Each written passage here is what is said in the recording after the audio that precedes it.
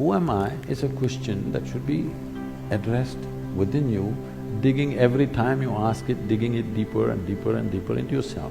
You never go and ask somebody, who am I? Who am I is not even a question that you need to articulate. The more you know about it, the better you can exist here. Don't always think about a human being like he's some kind of a machine, how much he has to produce, there's no such thing. But how he exists is important. When you sit here, how are you within yourself is important. What you wear may be socially important. What you drive may be important somewhere else. What kind of home you live in may be important for some other reason. But existentially, there's only one thing important. How are you within yourself? Are you pleasant or unpleasant every moment of your life? In 24 hours, how many moments of pleasantness, how many moments of unpleasantness, and how much support does it need to keep you pleasant? That's a question. Right now, in pursuit of human well-being, we've ripped the planet apart and still well-being is not happening. Comfort has happened, convenience has happened, well-being for sure has not happened, isn't it? As a generation of people, we are the most comfortable generation ever. Never before anybody could even imagine these things.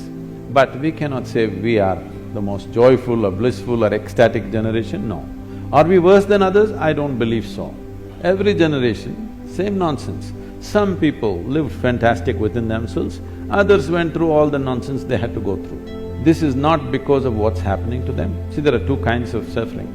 Physical pain can happen to you because somebody may cause something to you, somebody is no food, you're in a war zone or somebody is poking you. I'm asking all of you, in the last 25 years, how many times it happened to you, somebody took a knife and poked you? For most of you, it didn't happen. Physically, how many times suffering entered you from outside? Very, very minimal.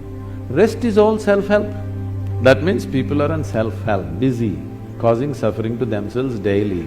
Sit, stand, whatever happens, just about anything, people are suffering. So suffering is not happening because of something else, it's simply because people do not know how to manage their body, their mind, their energies, their emotion, nothing. Because no attention has been paid. No attention to the nature of who you are has not been paid. So who you are, who am I, question is entirely internalized question, never to be uttered, never to be written down. Where are you going? There's only one way to find out, you must go and see. Some things are best known only by experience. People want to know, after my death what will happen? I tell them, you must know by experience. Are you ready? No, then don't worry. Wait, where did I come from? What is the nature of your existence? Don't take this as some kind of a great philosophical or spiritual question, please see it as a practical thing. If you want to know how to use this camera well, the more you know about it, the better it is. Similarly, if you want to use this, the more you know about it, the better it is. So self-realization is a very practical thing, not an esoteric thing. The more you know about it, the better you will live.